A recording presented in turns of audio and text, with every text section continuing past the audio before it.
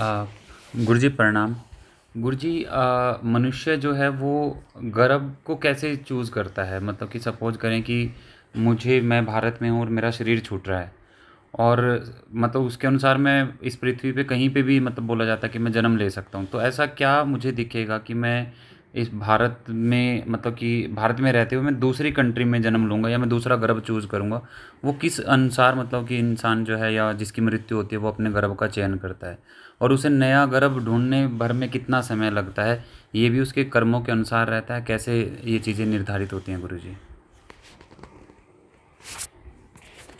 गर्भ चुनना एक बड़ी घटना है और गर्भ हर सोल अपना गर्भ नहीं चुन सकती। पहली बात तो यह है ना। कर्म प्रारब्ध उसे धकिया देते हैं और उसका जन्म हो जाता है बेहोशी में। उसको जो है वैसे गर्भ दिखने चालू हो जाते हैं एक कॉमन मैन को मरने के 3 दिन बाद जनरली उसको वैसे गर्भ दिखने चालू हो जाते हैं। 3 दिन उसको समझने में लगता है कि मृत्यु हो गई है, यानी शरीर छूट गया है और उसकी क्रेविंग बहुत ज़्यादा रहती है कि दूसरा शरीर चाहिए।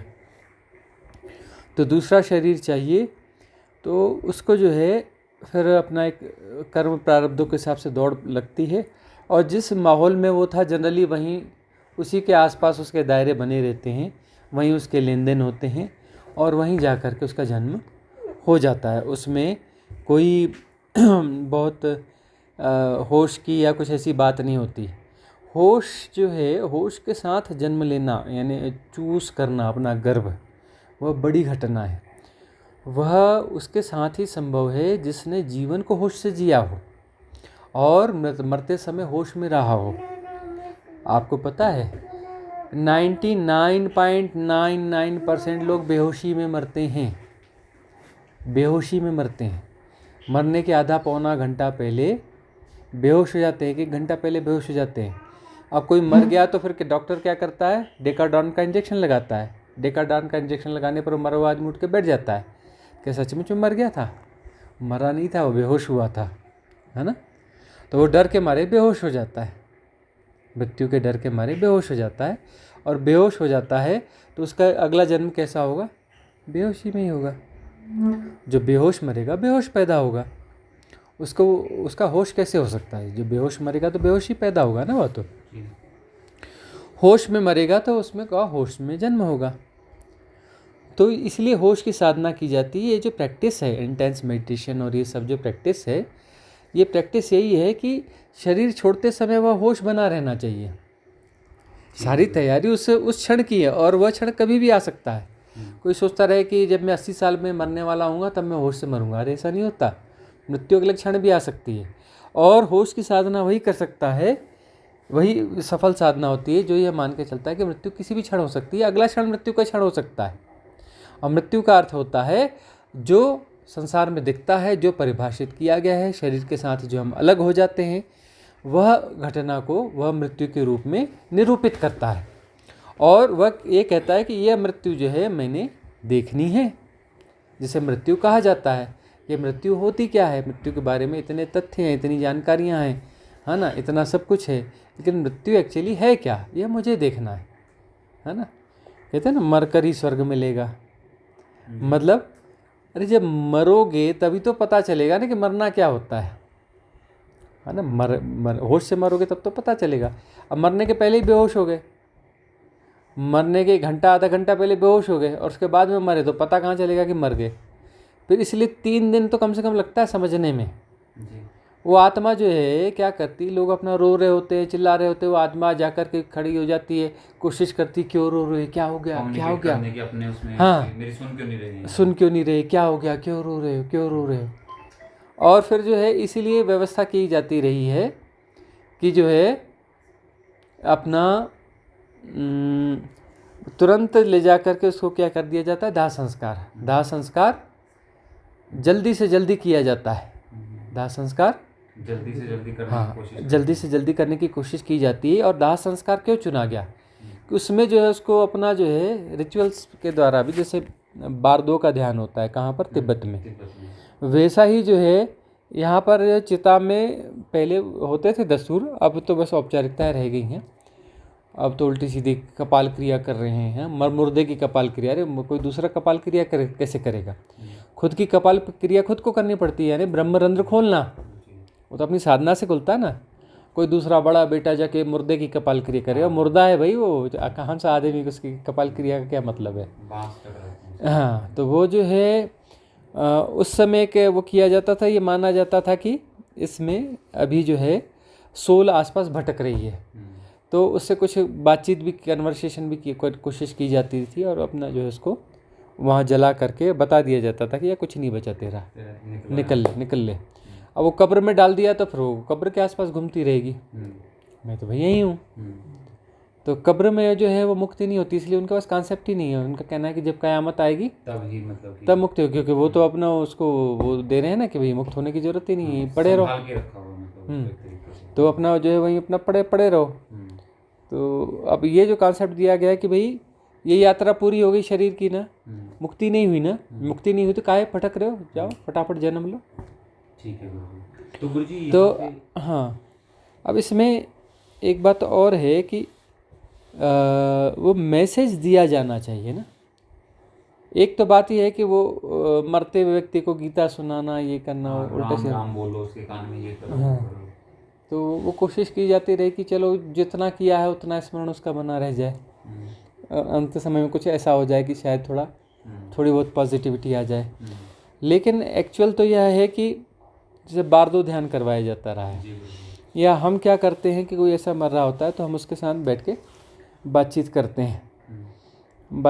हैं, पूरी मृत्यु क्या है, मृत्यु जैसा कुछ सच है नहीं है, झूठ है क्या है, इस बारे में हम बात करते हैं। उसको बोलते हैं कि देखो तुम्हें क्या दिख रहा है, देखते रहना, धारणा नहीं बनाना, कोई मरने वाली कोई चीज़ नहीं हो रही है ना, तुम देखते रहो कि क्या हो रहा है।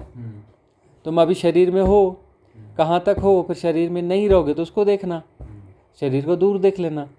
मन है तो मन को देख लेना, मन के साथ क्यों एसोसिएट हो रहे हो, है ना। उसको ऐसा बोलते हैं। अब कोई ऑर्डिनरी बीइंग थी, एक हमारा मित्र मरा था, तो हम उसकी कब्र तक, वो चिता तक गए, और चिता में जाकर, वहाँ जाकर के फिर हमने सबको लाइन से खड़े किया, मैं कहा हमको बात करने दो। हमने आह्वान किया उसका, बोला कि देख भाई, ये तेरा शरीर छूट गया है, और जो है अभी हम इसको भस्मीभूत करने वाले हैं, है ना। तेरे बाल बच्चे खुद पल जाएंगे, तेरी बीवी का अपना हो जाएगा, तेरी बीवी नहीं है अब तू अब है ही नहीं। ये मिट्टी मिल जाएगा तो इसकी बीवी थी, ये तो मिट्टी में मिल गया, तेरी बीवी कहाँ से हो गई, तेरे बच्चे कहाँ से हो गए, क्या लेना देना तेरा, निकल तू अगली यात्रा कर। हमारा दोस्त था, तो हमने ऐसे तू तड़ाक की भाषा में ही बात करी उससे, दोस्त के नाते। हाँ, तू निकल ले अब यहाँ से, तेरा कोई यहाँ फंसने का कोई रोल नहीं है, तू जाके बढ़िया अच्छा सा गर्भ ढूंढ, हो सके तो।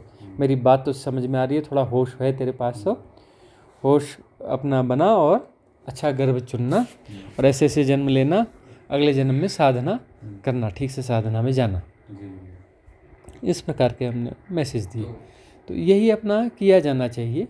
हाँ, तो गुरुजी इसमें जैसे कई बार ऐसा होता है, कई बार ऐसा सुनने को आता है कि जब किसी के नज़दीकी की मृत्यु होती है तो उसके परिवार के नज़दीकी सदस्य को ये ड्यूटी के तौर पे करना चाहिए कि वो 3 दिन तक अलग कमरे में बैठे और उसकी सोल से कम्युनिकेट करके ये समझाने की कोशिश करें कि अभी आपके पास समय है कि आप एक उचित गर्भ चुनें जिससे आप परम मोक्ष को ऐसा प्राप्त हो सके।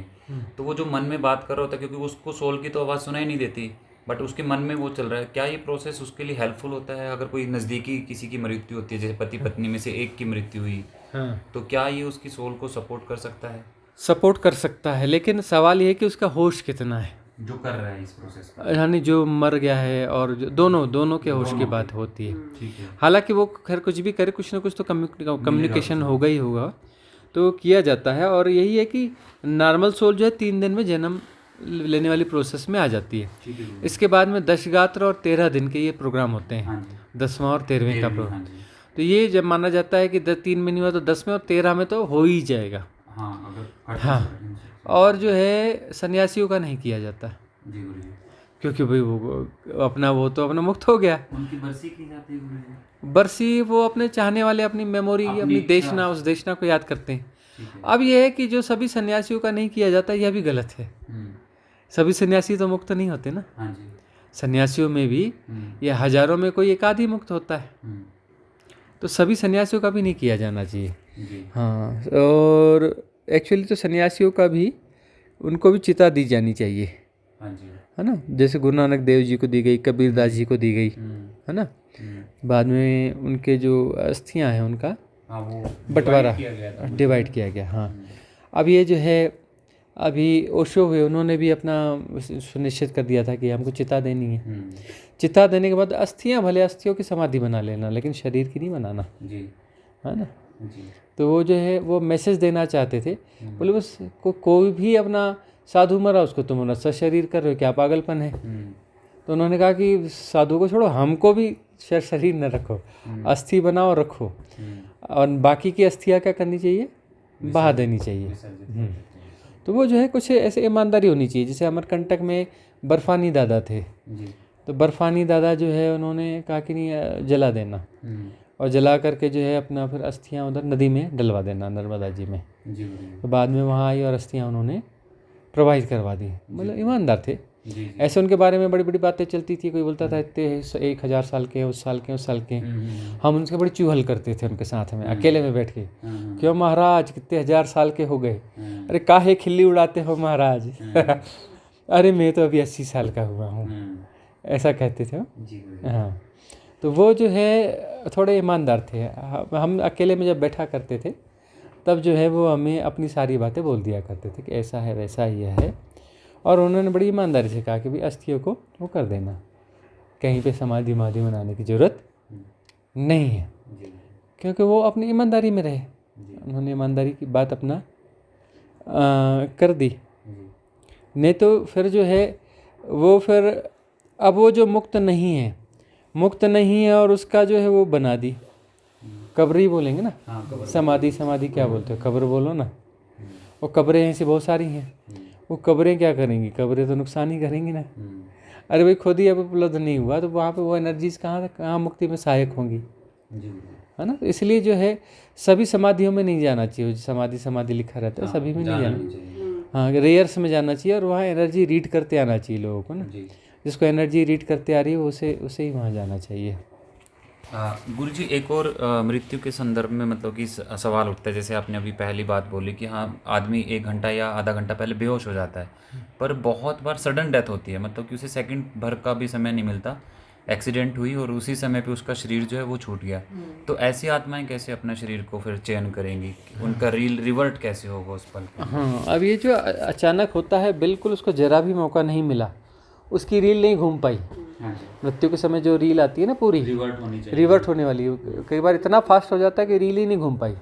अब रील नहीं घूम पाई तो फिर मामला ये होता है कि फिर तो वो आदमी फंसा रह गया, है ना। तो उसके साथ तो ये रहता है कि वो वहीं बना रहता है आसपास में बना रहता है। और उस समय क्या होता है कि दुर्घटना में अचानक थोड़ा आदमी चैतन्य भी हो जाता है ना, थोड़ा जाग भी जाता है। बेहोशी उस क्षण के लिए जो बेहोशी बहुत कम हो जाती है, उस होश का वो दुरुपयोग करता है, वो वहीं बना रहता है आसपास में, है ना। वहीं हाँ, आजू बाजू के पेड़ में पड़ा रहता है वो, और जो है वो ढूंढता रहता है कि कब वहाँ नहीं मिला तो आसपास में गाँव में किसी के यहाँ, या उस मोहन तो आजू बाजू के गाँव में कोई गर्व समझ में आता है, हाँ ये ठीक है, यहाँ से मैं यहाँ वापस आ जाऊँगा, तो फिर वहाँ वो जन्म ले लेता है। लेकिन कोशिश करता है, और वहाँ वो टेस्ट करता है 6-8 महीने में कोई है क्या, गर्व बन रहा है क्या, तो रुक जाता हूँ 6-8 महीने, यही जन्म लूँगा आजू बाजू में। पूरा खोजबीन करता है, बोले यहाँ नहीं है तो चलो बाजू वाले गांव में ढूंढ लेता हूँ, बाजू के मोहल्ले में ढूंढ लेता हूँ, ये ठीक है। अब वो उसको चयन करने का इसलिए रहता है कि मरते समय जो है ना थोड़ा होश जाग जाता है, क्योंकि वो दुर्घटना में मरा है ना। दुर्घटना में अरे भाई अभी एक कोई डंडा लेके आदमी खड़ा हो जाए, या एक अभी सांप आ जाए, तो अभी एकदम अलग ही किस्म का जागरण नहीं हो जाएगा, नाभि में सुरसुराहट नहीं हो जाएगी, हैं, चैतन्य हो जाओगे ना थोड़ी देर के लिए। तो दुर्घटना में थोड़ी देर के लिए चैतन्य हो जाते, तो इसलिए वो थोड़ा चुन पाता है। लेकिन उसकी चॉइस की क्वालिटी वो अलग होगी ना, उसकी चॉइस की क्वालिटी सिर्फ इतनी होगी कि उसको जो है जहाँ मरा है उसी के आसपास पैदा होना है और वहाँ वापस रिकनेक्ट होना है उसको, है ना।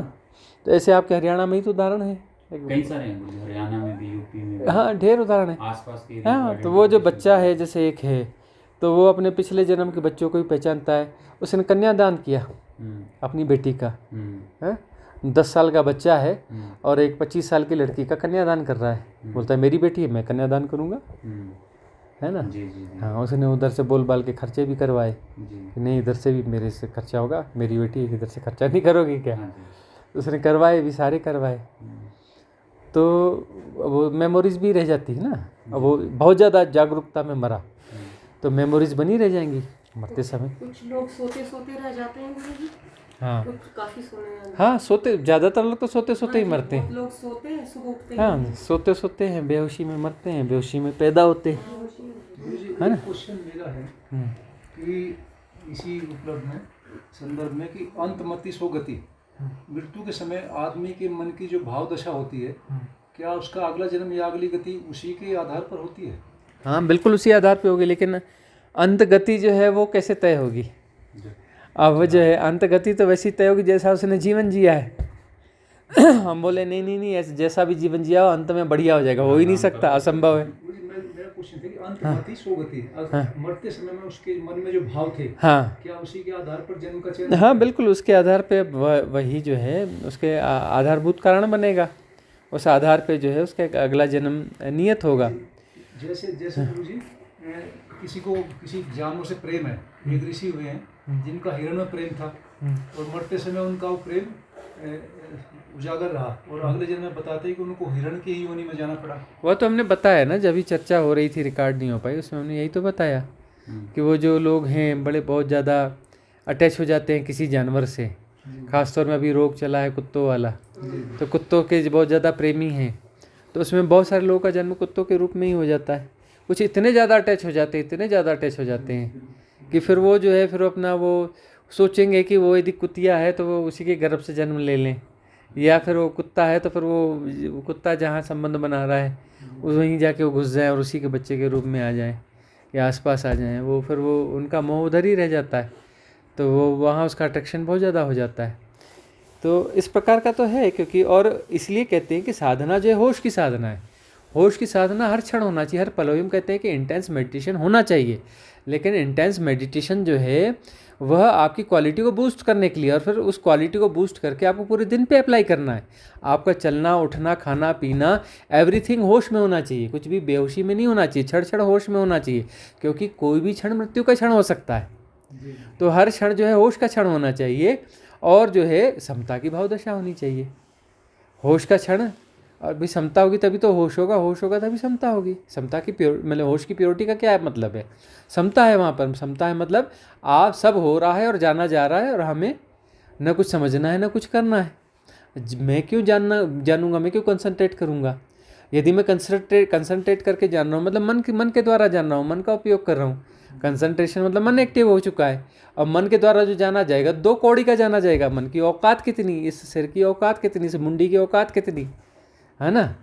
अब जो है यदि मैं कुछ नहीं कर रहा हूँ समतापूर्वक जो जैसा है जाना जा रहा है, तो जैसा है वैसा जाना जा रहा है, तो यह गुण किसका है, यह तो आत्मा का गुण कह लो, परमात्मा का गुण कह लो, शिव तत्व का गुण कह लो। जितनी प्योरिटी होगी, प्योरिटी की लेयर कम होगी तो फिर वो आत्मा हो जाएगी, है ना, साक्षी आत्मा।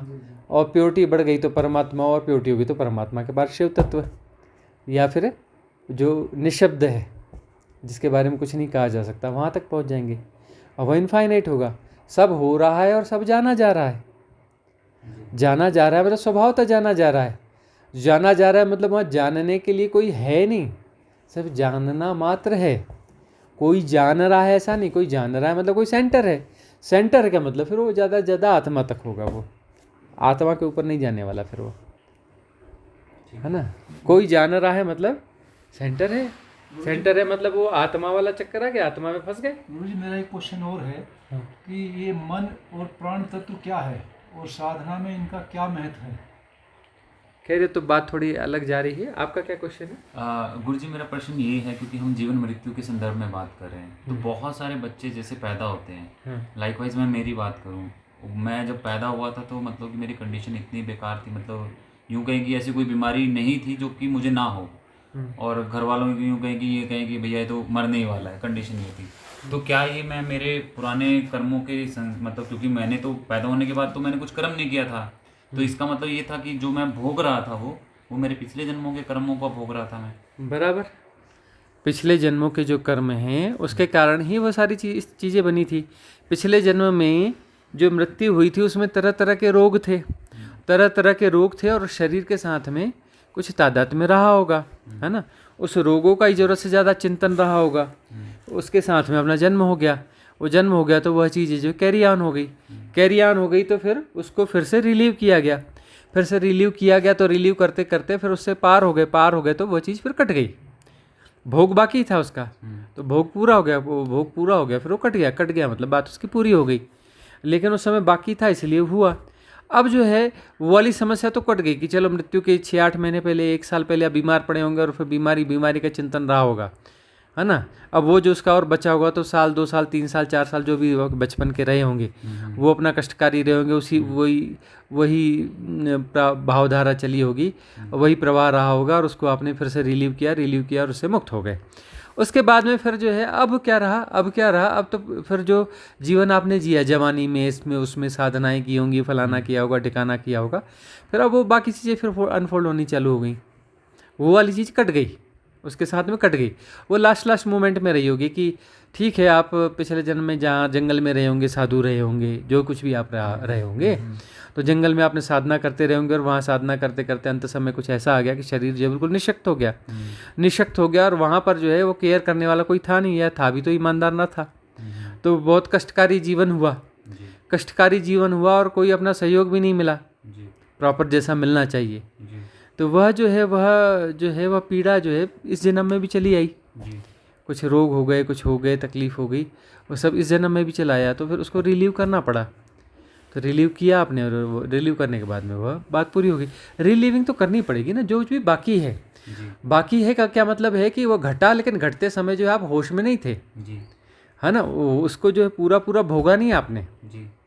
भोग का क्या अर्थ है, मतलब दुख है या सुख है, उसको प्रॉपर होश के साथ समतापूर्वक भोगना पड़ेगा, समतापूर्वक भोगना पड़ेगा।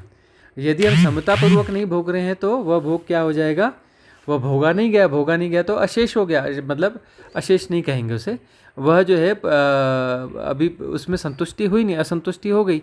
तो वह असंतुष्टि जो है, उस भोग की असंतुष्टि जो है फिर एक पैटर्न बन के डिपॉजिट हो गई सबकॉन्शियस माइंड में। तो डिपॉजिट हो गई तो फिर वह जो है फिर से रिलीव होना चाहेगी, फिर से उसको दोहराना पड़ेगा। दोहराते समय फिर समता की भावदशा होनी चाहिए, होश होना चाहिए। तो होश के साथ उसको रिलीव करेंगे तो फिर वो डिज़ॉल्व हो जाएगी। यदि होश के साथ नहीं किया तो फिर वो अपडेट हो जाएगी, अपडेट होकर के फिर से रिस्टोर हो जाएगी। फिर से रिस्टोर हो गई तो फिर जो है फिर आपको वो जो है उसको फिर से अपना फिर रिलीव करना पड़ेगा, फिर दोबारा भोगना पड़ेगा। तो रिलीविंग करना होता है। तो साधना में यही होता है ना, साधना में होता यह है कि हम जो है हर चीज़ के लिए तैयार रहते हैं, तो उसमें उदीर्णाएँ होती हैं, बहुत सारी उदीर्णाएँ होती हैं संस्कारों की उदीर्णाएँ, मतलब जो चीज़ हमने ठीक से भोगा नहीं था, ठीक से हमने नहीं भोगा, तो नहीं भोगा है तो वह चीज़ फिर से उभर के आएगी मनस पटल पर, उदीर्णा होकर मनस पटल पे आएगी ना, मनस पटल पे आएगी, लेकिन हम उसके साथ एसोसिएट नहीं हो रहे हैं। Just witness as it is, जो जैसा है जैसा का तैसा जाना जा रहा है, उसको प्ले होने दे रहे हैं, लेकिन हम समता की भावदशा में एसोसिएट नहीं हो रहे हैं, रिएक्ट नहीं कर रहे हैं, डिफाइन नहीं कर रहे हैं, एनालाइज नहीं कर रहे हैं, समझने की कोशिश नहीं कर रहे हैं, सिर्फ जाना जा रहा है, जानने की कोशिश भी नहीं की जा रही। जानने की कोशिश यानी मन के द्वारा हो जाएगा। जाना जा रहा है, जानना स्वभावतः हो रहा है, मैं उसे जान रहा हूँ जैसा नहीं, जाना जा रहा है, तब समता होती है, नहीं तो वो समता नहीं कहलाएगी। वह जो भी घटना होगी उसमें वो समता है ही नहीं।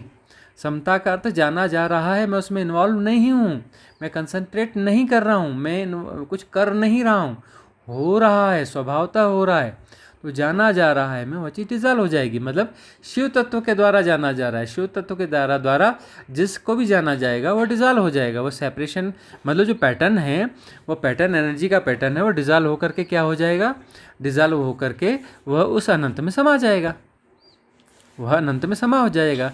वो पैटर्न मतलब किसी सेपरेशन में किसी पैटर्न को डिज़ाइन कर रही है ऊर्जा, तो मतलब किसी सेपरेशन को डिज़ाइन कर रही है। अब वो ऊर्जा जो है पूरी तरह से डिज़ॉल्व हो गई मतलब वो फैल गई मतलब वो इनफाइनाइट हो गई, है ना, अनंत हो गई।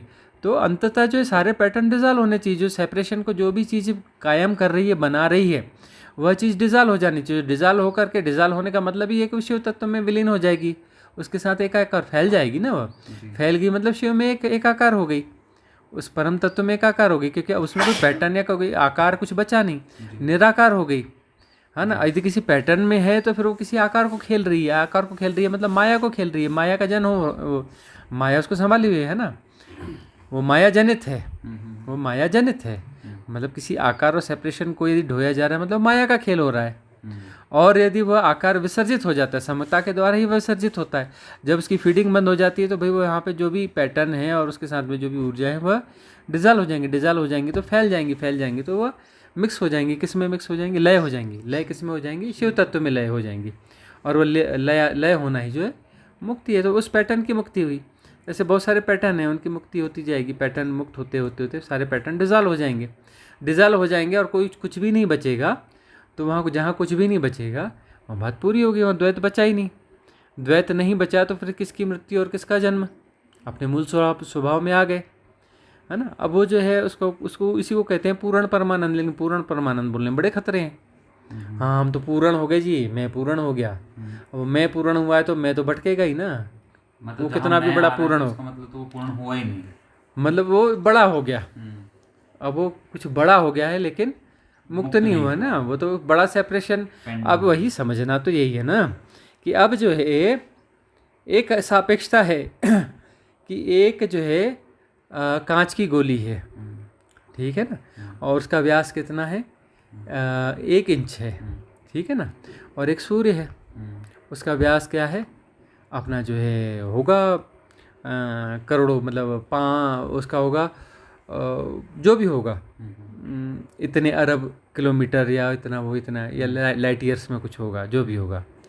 तो वह अब यह और यह इससे कितना बड़ा है? या धरती से सूरज कितना बड़ा है? धरती से 10 करोड़ गुना बड़ा है सूरज। तो यहाँ सापेक्षता वाली बात हो गई। अब अनंतता की सापेक्षता में हम सूरज और धरती को देखें तो कौन छोटा है और कौन बड़ा है? अनंतता की सापेक्षता में धरती और सूर्य में कौन बड़ा है, कौन छोटा है? मतलब यह है कि दोनों शून्य हैं, ना कोई छोटा है ना कोई बड़ा है, बराबर भी नहीं है, शून्य है। सूर्य भी शून्य है और धरती भी शून्य है। ऐसा नहीं कि सूर्य कुछ है उससे कुछ कमी है, ऐसा नहीं है। दोनों शून्य है, दोनों की इक्वल वैल्यू है। इवन हम ये देखें कि एक तरफ मल्टीवर्स है और एक तरफ जो है एक राई का दाना है। तो कौन छोटा है कौन बड़ा है अनंतता की सापेक्षता में? दोनों इक्वल हैं, बराबर हैं। पूरा एक तरफ मल्टीवर्स है और एक तरफ राई का दाना है, ठीक है ना। दोनों बराबर हैं, दोनों शून्य है। दोनों की वैल्यू 0 है, दोनों की वैल्यू 0 है इनफाइनाइट की सापेक्षता में। सापेक्षता कब होगी? जब अब 1 किलो की चीज़ है कोई 10 किलो की चीज़ है, सापेक्षता हो सकती है, इससे 10 गुना बड़ी है ना। अनंत की सापेक्षता में तो तुलना संभव ही नहीं है। तुलना एक ही होती है कि वो 0 है, शून्य है, उसका मूल्य इक्वल टू 0, उसका मूल्य हो ही नहीं सकता। तो वही बात समझने की बात है ना, बात वही समझने की है। और कहाँ थी बात अपनी ये? मृत्यु के ऊपर बात शुरू हुई। हाँ, गर्भ कैसे चूज करते हैं? हाँ, गर्भ चयन कैसे करते हैं? गर्भ चयन कैसे करते हैं, है ना। हाँ जी। तो अब जो है गर्भ चयन में और बहुत सारे फैक्टर्स हैं। तो अब जो होश के साथ मरता है तो फिर वह अपना गर्भ किस प्रकार से चयन करेगा?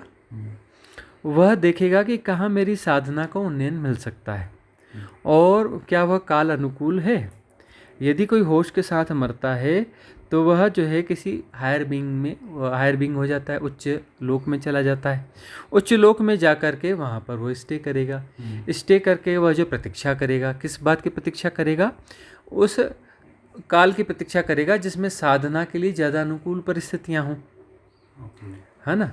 और वहाँ पर जो है फिर वह गर्भ चुनेगा कि कहाँ पर जन्म लेना उचित है, कौन से माँ बाप उचित हैं, है ना, कहाँ जो है कौन से ग्रह नक्षत्र दशाएं अनुकूल हैं जहाँ पर जन्म लेने पर मुक्ति होगी, है ना। जैसे अभी देखा जाए तो ये गोल्डन एरा है। इस गोल्डन एरा ज्योतिष जो है पूरी तरह से व्यर्थ नहीं है। अभी आप देखोगे ये बड़ा मेरेकुलस है। लाख 2 लाख आदमी के बीच में एक आदमी ऐसा है जिसका केतु जो है 12वें स्थान पर अच्छा गुरुजी। है ना। हाँ, केतु जो है वो 12वें स्थान में है। हर लाख 2 लाख में एक आदमी कम से कम ऐसा मिल जाएगा आपको अच्छा गुरुजी। कि केतु 12वें स्थान में है, ओके। मतलब उसका ये अंतिम जन्म है। अच्छा। तो वह जो है वह क्षण भी नियत करता है कि कब मेरा जन्म होना चाहिए, किस ग्रह नक्षत्र की भावदशा में होनी चाहिए, केतु जो है 12वें स्थान में आना चाहिए।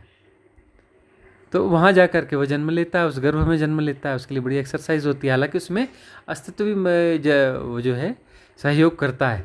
गर्भधारण ही ऐसी ऐसी स्थितियों में करवाया जाता है कि उसका जन्म ही वैसी जगह पर हो और अलाइन किया जाता है, वही दिया जाता है उन उच्च आत्माओं को कि वो उसमें जन्म ले सकें, वो जन्म लें।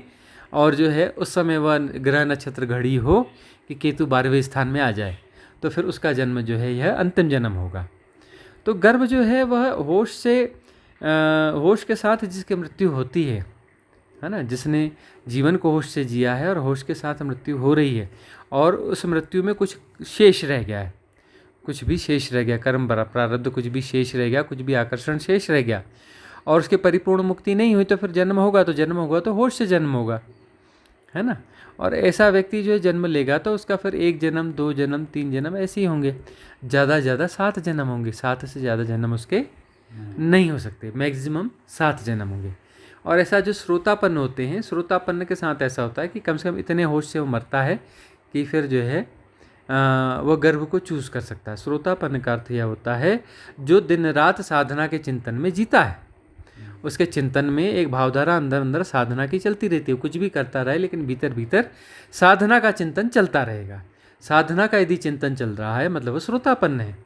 श्रोतापन्न मतलब स्रोत में पड़ गया है, अब वह जो है बहेगा उसी दिशा में जहाँ मुक्ति की दिशा है, उसी तरफ बहेगा। अब यह हो सकता है कि वह बहाव 1 जन्म में पूरा ना हो, 2 जन्म में हो, 3 जन्म में हो, 4 जन्म में हो, ज़्यादा से ज़्यादा 7 जन्म में होगा, है ना। जी तो अब जो हमारे साथ जो रेजोनेंस में हैं लोग, जी गुरुजी। सारे श्रोतापन्न लोग हैं। जो श्रोतापन्न नहीं हमारे रेजोनेंस में हो ही नहीं सकता, असंभव घटना है। जी अच्छा। जो पूर्व का श्रोतापन्न है, जो पूर्व का श्रोतापन्न है, वही हमारी बातों को समझ सकता है और हमारे साथ रेजोनेंस में आ सकता है। जो पूर्व का श्रोतापन्न नहीं है वह हमारे रेजोनेंस में आ ही नहीं सकता। हाँ, यह हो सकता है कि कुछ लोग ऐसे होंगे जो श्रोतापन्न नहीं हैं और किसी कारण से हमारे संपर्क में आ जाएंगे, वो श्रोतापन्न हो जाएंगे, यह हो सकता है। लेकिन वह उतना ज़्यादा कुछ नहीं होने वाला है, उसमें ज़्यादा कुछ हमारे साथ ये सब नहीं होने वाला है। हमारे संपर्क में आए और श्रोतापन्न हो गए, ऐसी घटनाएं होंगी लेकिन कम होंगी, ज़्यादा नहीं होंगी। हमारे इसमें क्या होगा, जो पूर्व में श्रोतापन्न है वह हमारे साथ रेजोनेंस में आएगा और वह जो है उसकी साधना पूरी होगी। अब उसके जो है किसी के 3 जन्म बचे हैं, किसी के 4 बचे हैं, किसी के 5 बचे, किसी के 6 बचे हैं, तो वह हमारे संपर्क में आएगा। और यदि किसी के 6 जन्म बचे हैं तो कोई ज़रूरी नहीं कि उसके 6 जन्म होंगे, वह हो सकता है यही उसका अंतिम जन्म हो जाए। अधिकतम 6 जन्म है, ऐसा नहीं कि 6 जन्म होंगे। तो श्रोतापन्न है वह हमारे संपर्क में आएगा और उसका यह अंतिम जन्म होने की संभावना ज़रूरत से ज़्यादा है, बहुत ज़्यादा है। ज़्यादातर संभावना यही है कि उसका यह अंतिम जन्म हो जाएगा। स्वामी जी, आज मैंने ना एक आपका वो कोड जो रोज आता है उसमें पढ़ा कि वाइब्रेशन जो है वो माया है और स्थिरता जो है वो शिव तत्व है। तो गुरुजी, जब जैसे कई बार ऐसे लगता है कि जैसे हवा के झोंके जैसा आपको कुछ टच कर रहा है, एक मतलब जैसे कोई मतलब पूरी एग्जिस्टेंस को ना मतलब चारों तरफ से झकझोर रहा है और आपको ऐसा लगता है कि आपको बैठना चाहिए, तब कोई और काम करने का मन नहीं होता, या बैठ जाओ या लेट जाओ। तो क्या वो वाइब्रेशंस होती है? एक्चुअली वाइब्रेशंस उनका काम क्या है? वाइब्रेशन का काम है निश्चल तत्व को उभारना। ओके। उससे जो है वो किसको पता चल रही है वाइब्रेशन? जिसको पता चल रही है वो वाइब्रेशन नहीं हो सकता ना। जिसको वस्तुतः पता चल रहा है कि वाइब्रेशन है वो स्थिर तत्व होगा, तभी तो उसको पता चलेगा कि वाइब्रेशन है। ओके। है ना। तो इसलिए जो है अब जैसे आकाश है, आकाश दिखता क्यों है? इसलिए दिखता है कि उसके लिए कुछ सापेक्षता जरूरी है, उसके लिए ये सारी माया जरूरी है। पेड़ पौधे, पहाड़, सृष्टि, ग्रह, नक्षत्र, तारे, बादल, हाँ, हवा और अपना बहुत सारी चीजें और उसके रंग, प्रकाश, ये सब क्या कर रहे हैं? प्रकाश भी क्या कर रहा है? आकाश तत्व को ही तो उभार रहा है ना। तरह तरह के रंग रूप ये सब क्या कर रहे हैं? आकाश तत्व को उभार रहे हैं। और आकाश तत्व तो निर्मल है ना, निर्मल है, निर्गुण है, निराकार है, अनंत है, असीम है, लेकिन उसको ये उभार ही सब रहे हैं, सब उसको उभार रहे हैं। और उसको उसको उभारने के लिए ही इनकी इनकी उपयोगिता है। यह लीला सारा जो है उसको उभारने के लिए, सारी वाइब्रेशंस और सारी क्रिया, सारी माया जो है वो इसलिए है कि वो निश्चल तत्व को उभार सके। इसलिए तो लीला भी आवश्यक है ना, और लीला भी उसी की है, कोई अलग से कोई लीला नहीं है। लीला भी उसी की है। वाइब्रेशन क्या है? शक्ति है। शक्ति किसकी है? शिव की तो शक्ति है ना। शक्ति और किसकी होगी? शिव की ही तो शक्ति है। वाइब्रेशन का मतलब शक्ति है, और वो शिव के होने का ढंग है। वह निश्चल तत्व है, लेकिन वह उसके होने का ढंग यह ऐसा भी है। वो निश्चल तत्व बना रहेगा और उसके होने का ढंग ऐसा भी है। तो फिर उस समय बैठ जाना चाहिए जो लगता है। हाँ, बैठ करके जो है वो सारे, अब हवा का झोंका लग रहा है, तो हवा का झोंका किसको लग रहा है? यदि गौर से हवा का झोंका लग रहा है, आंख बंद करके बैठ जाओ तो निश्चल तत्व प्रकट होगा, है ना। निश्चल तत्व प्रकट होगा उससे, हवा के झोंके से। और हवा क्या है? वाइब्रेशन है, शक्ति है, प्रवाह है। वह प्रवाह किसको उभार रहा है? निश्चल तत्व को उभार रहा है ना। इसलिए तो ये लीला है। यह यहाँ कुछ भी गलत नहीं है। जो कुछ भी है गलत कुछ भी नहीं है। ऐसे हम सोचे कि अरे माया क्यों है, ये क्यों है? अरे गलत नहीं, नहीं है, बिल्कुल सही है। जरूरत है इसलिए माया है। सब कुछ परफेक्ट है, जैसा होना चाहिए वैसा ही है। क्योंकि मुझे ना, मैंने ये इसलिए पूछा क्योंकि जैसे बहुत सारे काम कई बार पड़े होते हैं, तो तब लगता है कि मैं कहीं किसी आलस्य के उधेड़-बुन में तो अपने आप को इसमें नहीं फेंक रही हूँ। हम्म नहीं, ये ये जो है साधना की एक स्थिति में आलस्य तो आता है ना, लेकिन वो आलस्य अलग होता है। इसमें भी बारीक चीज होती है, समझना पड़ता है। बहुत सारे लोग जो है वो जबरदस्ती के आलसी हो जाते हैं, लेकिन हाँ, वह आलस्य एक अलग अलग गुणवत्ता है। हाँ, उसमें प्रति संवेदन से बहुत कुछ होता भी है, और वो उसकी एक्टिव लाइफ भी बहुत अच्छी रहती है, और किन्हीं क्षणों में वह आलस्य शिरोमणि भी हो जाता है ना। यह आलस्य शिरोमणि शब्द अष्टावक्र का दिया हुआ शब्द है जनक को, कि तू आलस्य शिरोमणि हो जा। तो वह आलस्य जो है, वह आलस्य भी एक ट्रांजिट पीरियड में आता है, और संक्रमण काल उसका भी आता है जब वह आलस्य शिरोमणि हो जाता है। मेरा तो स्वामी जी बड़ा लंबा चलता है, और अब कुछ ठीक हुआ है, लेकिन अब फिर कुछ दिनों से ऐसा लग रहा है कि मेरे बहुत सारे काम पड़े हुए हैं, लेकिन मैं उनको टाले जा रही हूँ। जब मुझे ऐसा फील होता है मैं बैठ जाती हूँ। मेरे से काम होता नहीं है। तब दिमाग में ये चलता रहता है कि मेरे काम पड़े हुए हैं और मैं ऐसे हूँ, और कई बार तो इस ख्याल से भी मैं, मतलब वो उसको भी मैं रिलीज कर देती हूँ कि पड़ा रहे। तो एक ट्रांजिट पीरियड ऐसा आता है, और वो सब हर साधक को आता है ऐसा ट्रांजिट पीरियड, संक्रमण काल। संसार की उपलब्धि जो है हमें परमात्मा तक नहीं पहुंचा सकती, परम स्थिति तक नहीं पहुंचा सकती, चाहे वो कितनी भी बड़ी उपलब्धि हो। तो ये बोध तो होगा ही तब ना, जब हम उस चीज को पाएंगे, भोगेंगे, समझेंगे। हाँ, तब पता चलेगा। तब पता लगेगा कि जीते पता चलेगा। हाँ, अब ये जो है हमें लगता है कि प्रधानमंत्री, वाह वाह क्या बात है, प्रधानमंत्री प्रधानमंत्री प्रधानमंत्री प्रधानमंत्री, और प्रधानमंत्री की पोस्ट पे बैठ के देखोगे, समस्या ही समस्या है, समस्या ही समस्या है। एक समस्या, इधर की चादर खींचो तो उधर से छोटी पड़ती है, उधर से खींचो तो उधर छोटी, कोई इधर से खींच रहा है, कोई इधर से खींच रहा है, कोई इधर से उधर से। वो बस व्यवस्था बिठालते बिठालते बिठालते बिठालते बिठालते बिठालते व्यवस्था बैठ नहीं पाती, और व्यवस्था बिठालने वाला निकल लेता है ना। और बाद में समझ में आता है कि हासिल आया 0। और वहां पर जो है, जैसे ये बात कही जाती है ना कि वह जो है प्रधानमंत्री है या बड़ा कोई राष्ट्रपति है, वो तो सूली पे चढ़ा हुआ है।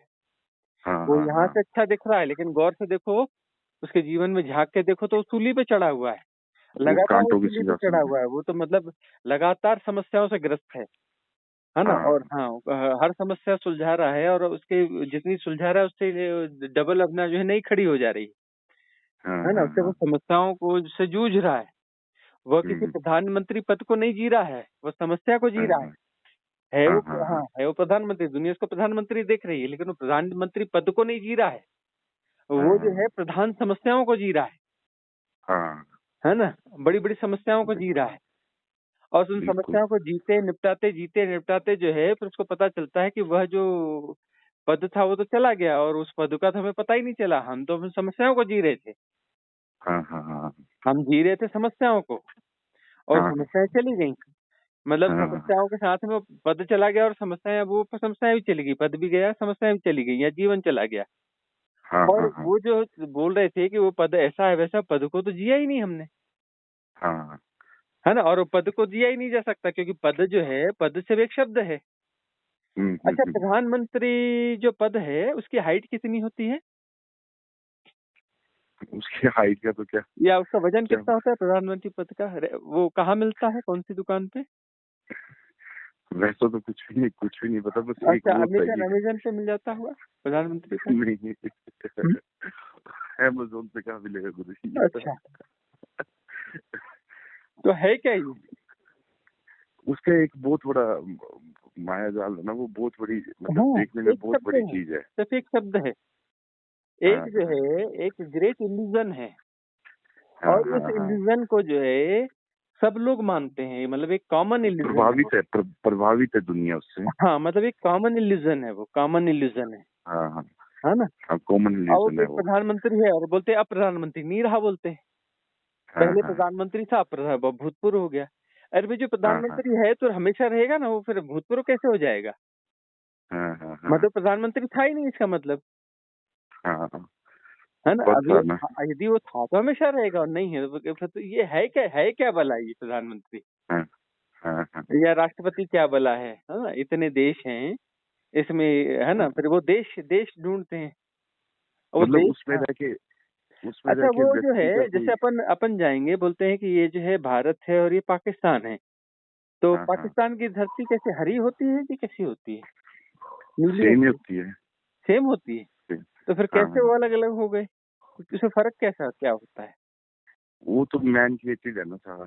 अच्छा, हाँ, जैसे हिमाचल और पंजाब बोलते हैं नहीं ऐसा है वैसा, उसमें फर्क क्या आता है? जब वो कैसे पता चलता है? अभी भाई यहाँ तो रोड में बैरियर लगा रहता है, बोर्ड लिखा रहता है, लेकिन अब वो तो कई जगह से लगता है, वहां से कैसे पहचानेंगे कि ये हिमाचल चला गया और पंजाब लग गया? वो मैन क्रिएटेड बॉर्डर्स है ना सारे। अच्छा, ठीक है ना। हम किन इल्यूजन्स को जी रहे हैं? जो खुद क्रिएट किए हुए हैं। हाँ, और ये इल्यूजन्स हम नहीं कह रहे कि ये इल्यूजन किसी काम के नहीं है भाई, इसके संसार चलाने के लिए व्यवहारिक सत्य है ये। इनको व्यवहारिक सत्य कहा जाता है, है ना। व्यवहारिक सत्य अपनी जगह काम करते हैं, ठीक है, लेकिन ये व्यवहारिक सत्य यह भ्रांति देने लगते हैं कि यह जो है परम समाधानकारी भी होंगे। ये व्यवहारिक सत्य हैं, संसार चला सकते हैं, लेकिन परम समाधानकारी कभी नहीं हो सकते। बिल्कुल कभी नहीं हो सकते, है ना। काम चलाएंगे, कागज का टुकड़ा है ना, उसमें जो है गांधी छप जाएगा, हाँ, उसमें 500 लिख जाएगा और अपना जो ठप्पा लग जाएगा, और वो कागज जो है काम तो चला देगा, वो काम चला देगा। वो किसी भी दुकान में जाओगे, दुकानदार मना नहीं करने वाला, बोलेगा हाँ, इस वर्थ की कोई भी सामान ले लो, इसमें जो लिखा है उसमें ये लिखा है, वो सामान में देने के लिए तैयार हूँ इस कागज के बदले में। पर गुरुजी एक चीज और है ना, इसके संगम के साथ ही तो ऊपर बढ़ सकेंगे ना, इसके बिना भी ऊपर नहीं बढ़ सकेंगे। हाँ, इसका संगम भी जरूरी है। वही तो है ना, ये व्यवहारिक सत्य जो है वो हम कह रहे हैं कि उसके बगैर संसार नहीं चल सकता। नहीं चलता ना। हाँ, तो संसार जो चल रहा है उसको चलने दो, उसकी माया को जानने दो, माया को भी जानो उसकी, और उसको चलने भी दो। मतलब माया जो है वो माया से ग्रस्त है, और एक माया जिसको खेल रही है, एक माया को खेल रहा है। हम कह रहे हैं कि माया आपको क्यों खेल रही है? माया से बाहर, है ना, माया से दूरी मत बनाओ, लेकिन माया को प्ले मत करने दो, माया को प्ले करो।